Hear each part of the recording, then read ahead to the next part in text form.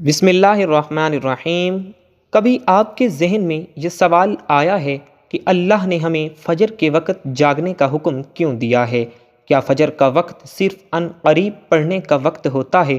کیا اس وقت کے پیچھے ایک راز پوشیدہ ہے؟ وہ راز کیا ہے؟ اس راز کو جاننے کے لیے ضروری ہے کہ ہم پہلے نماز کے بارے میں جانیں، جو ہم پر دن میں 5 مرتبہ فرض کی گئی ہے، اور یہ 5 نمازیں کس طرح فرض ہوئیں اس کے پیچھے بھی ایک شاندار وجہ ہے، جس کا مظاہرہ سفر معراج میں اس وقت ہوا جب حضرت محمد صلی اللہ علیہ وسلم اللہ سے ملاقات کے لیے وقت کے انتہائی مختصر حصے میں 7ویں آسمان سے بھی آگے تشریف لے گئے تھے۔ اس رات اللہ تعالیٰ نے خاص پس منظر میں اپنے حبیب صلی اللہ علیہ وسلم کو آسمان پر بلایا اور اپنے خصوصی انعامات سے نوازا۔ اس مبارک سفر میں اللہ تعالیٰ نے اپنے قرب خاص سے نوازا، انبیاء کرام علیہ السلام سے ملاقاتیں کروائیں، جنت اور جہنم کا مشاہدہ کروایا گیا، اور نیکیوں کے اجر و ثواب اور بروں کے انجام و عذاب کا نظارہ کروایا۔ اس عظیم سفر میں بہت سے انعامات سے نوازا گیا،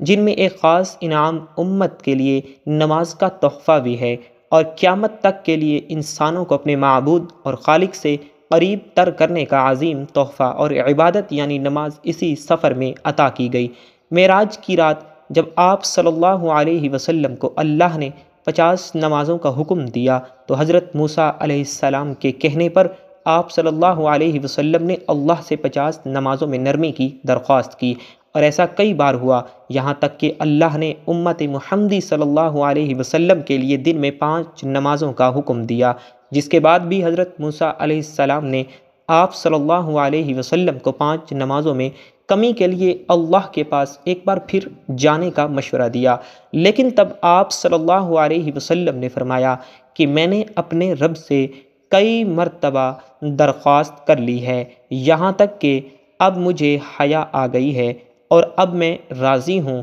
اور اس حکم کو ہر طرح سے تسلیم کرتا ہوں۔ ہر نماز پڑھنا ضروری ہے، اور یقیناً آپ کے لیے بھی نمازوں میں سب سے زیادہ مشکل نماز فجر کی نماز ہوگی، جس میں نیند کا غلبہ اس قدر ہوتا ہے کہ انسان بامشکل اٹھ پاتا ہے، لیکن دن کے اس خاص حصے میں جو راز پوشیدہ ہے اسے جب آپ جانو گے تو یقین کریں کہ آپ فجر کی نماز کبھی چھوڑنا نہیں چاہیں گے۔ یہاں نماز فجر کے کچھ فضائل سماعت فرمائیں۔ 5 نمازوں میں سب سے اہم نماز فجر کی، اس کی اہمیت کا اندازہ اس بات سے لگائیں کہ اللہ تعالیٰ فجر کے وقت کی قسم اٹھاتے ہیں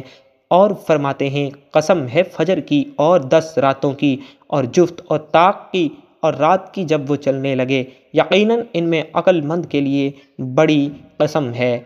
حضرت عائشہ الصدیقہ رضی اللہ تعالی عنہا سے روایت ہے کہ حضور اقدس صلی اللہ علیہ وسلم ارشاد فرماتے ہیں کہ فجر کی 2 رکعتیں دنیا و مافیہ سے بہتر ہیں۔ یاد رکھیں کہ فجر کی باجماعت نماز ایک مسلمان کی صداقت اور اس کا ایمان پرکھنے کی کسوٹی ہے۔ عبداللہ بن عمر رضی اللہ تعالی عنہ فرماتے ہیں، ہم اگر فجر اور عشاء کی نماز میں کسی آدمی کو نہ پاتے تو اس کے بارے میں اچھا گمان نہیں رکھتے تھے۔ فجر کی نماز جہنم سے حجاب ہے۔ جناب رسول اکرم صلی اللہ علیہ وسلم نے فرمایا، جو شخص سورج نکلنے سے پہلے اور سورج ڈوبنے سے پہلے کی نمازیں یعنی فجر اور عصر پڑھتا ہے، وہ ہرگز جہنم کی آگ میں داخل نہیں ہوگا۔ فجر کی نماز جنت کی ضمانت ہے۔ رسول اللہ صلی اللہ علیہ وسلم نے ارشاد فرمایا، جو شخص 2 ٹھنڈی نمازیں یعنی فجر اور عصر پابندی سے پڑھتا ہے وہ جنت میں داخل ہوگا۔ فجر کی نماز نہ پڑھنے پر وعید حضرت عبداللہ رضی اللہ تعالی عنہ سے روایت ہے کہ جناب رسول صلی اللہ علیہ وآلہ وسلم کے سامنے ایک ایسے شخص کا تذکرہ کیا گیا جو صبح ہونے تک سوتا رہتا ہے، یعنی فجر کی نماز ادا نہیں کرتا ہے، تو آپ صلی اللہ علیہ وسلم نے ارشاد فرمایا، ایسے شخص کے کانوں میں شیطان پیشاب کرتا ہے۔ فجر کی نماز کے لیے کس طرح اٹھیں؟ نمبر 1، رات کو حتی الامکان جلدی سوئیں۔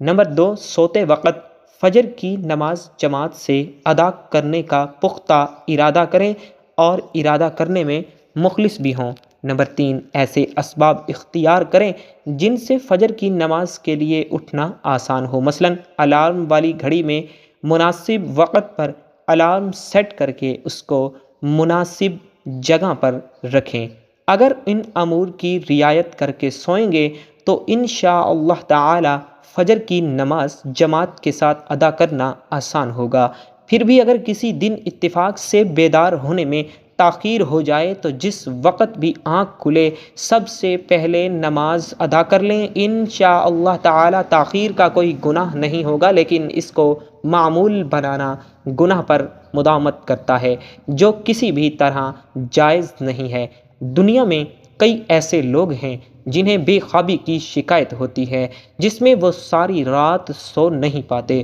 اور پورا دن کام کاج کر کے جب رات کو بھی سو نہیں سکتے تب کئی طرح کی ذہنی اور جسمانی بیماریاں جنم لیتی ہیں، اور اس بیماری کا شکار آج ہر دوسرا تیسرا شخص ہو رہا ہے، جس کی بڑی وجہ اللہ تعالیٰ کے احکامات کو پیچھے چھوڑ کر دنیا کی رنگینیوں کے پیچھے بھاگنا ہے۔ ساری رات جاگنے کے بعد فجر کے قریب کچھ دیر نیند آ جاتی ہے، لیکن وہ نیند جسم کو پرسکون نہیں رکھتی، جس کی وجہ سے اکثر لوگ جاگتے جاگتے اور ہر قسم کی دوائیوں کے استعمال کے باوجود بھی سو نہیں پاتے، تو وہ اللہ سے یہ سوال ضرور کرتے ہوں گے کہ اے اللہ مجھے نیند کیوں نہیں آتی؟ آخر کیا وجہ ہے؟ بہت کم لوگ ہوتے ہیں جو اس کیفیت میں اپنے اندر پیدا ہونے والی اس آواز کو سن پاتے ہیں جس میں ان سے کہا جاتا ہے کہ بستر سے نکلو، نماز پڑھو، اللہ کا ذکر کرو، اور یقین کریں جو لوگ اس آواز کو سن پاتے ہیں اور اس پر عمل کرتے ہیں انہیں تا حیات کبھی بھی بے خوابی کی شکایت نہیں ہوگی۔ اس حوالے سے ایک صوفی نظم ہے جسے ایک امریکی مسلم نے ترجمہ کیا ہے، جس کا ٹائٹل ہے دوبارہ مت سو جانا۔ صبح کی ٹھنڈی ہوائیں ایک راز لاتی ہیں تمہارے لیے، دوبارہ مت سو جانا۔ خود سے پوچھو تم کیا چاہتے ہو، دوبارہ مت سو جانا۔ لوگ دروازے کی چوکھٹ سے آ جا رہے ہیں، جہاں دو دنیائیں ملتی ہیں وہ دروازہ گول اور کھلا ہے، دوبارہ مت سو جانا۔ اس نظم میں بیان کردہ دروازہ ہماری دنیا اور اس دوسری دنیا کا ہے، جہاں سے فرشتے ہر صبح اور شام کو اترتے ہیں، جن کا ذکر اس حدیث پاک میں ملتا ہے، جس میں آپ صلی اللہ علیہ وآلہ وسلم نے فرمایا ہے کہ رات اور دن میں فرشتوں کی ڈیوٹیاں بدلتی رہتی ہیں، اور فجر اور عصر کی نمازوں میں ڈیوٹی پر آنے والے اور رخصت پانے والوں کا اجتماع ہوتا ہے۔ پھر تمہارے پاس رہنے والے فرشتے جب اوپر چڑھتے ہیں تو اللہ تعالیٰ پوچھتے ہیں، حالانکہ وہ ان سے بہت زیادہ اپنے بندوں کے متعلق جانتا ہے، کہ میرے بندوں کو تم نے کس حال میں چھوڑا؟ تو وہ جواب دیتے ہیں کہ ہم نے جب بھی ان لوگوں کو چھوڑا تو وہ فجر کی نماز پڑھ رہے تھے، اور جب ان کے پاس گئے تب بھی وہ عصر کی نماز پڑھ رہے تھے۔ فجر اور عصر کی نمازوں کے اوقات میں سونے سے منع کرنے کے پیچھے بھی ایک بہت بڑی وجہ ہے، اور وہ یہ کہ سائنس کہتی ہے کہ صبح سورج طلوع ہوتے وقت اور شام کو غروب ہونے سے پہلے سونا نہیں چاہیے، کیونکہ صبح کے وقت زمین پر آکسیجن وافر مقدار میں فراہم ہوتی ہے، جس وقت ماحول تر و تازہ ہوتا ہے، اور یہ آکسیجن آپ کو دن بھر فٹ رکھنے کے لیے انتہائی ضروری ہوتی ہے۔ تو جو اس وقت سو جاتا ہے تو وہ اس تازہ آکسیجن سے محروم رہ جاتے ہیں، اور عصر کے وقت زمین پر آکسیجن کی کمی ہو جاتی ہے، تو اگر کوئی سو جاتا ہے تو اس کو آکسیجن کی فراہمی کم ہوتی ہے، جس کی وجہ سے جب وہ جاگتا ہے تو اس کے سر میں درد اور طبیعت بوجھل ہو جاتی ہے، اور یہی بڑی وجہ ہے کہ دین اسلام میں ان دونوں اوقات میں سونے سے منع فرمایا گیا ہے۔ نماز فجر کے بارے میں ایسے بے شمار فضائل اور بھی ہیں جن کو ہم نہیں جان سکتے۔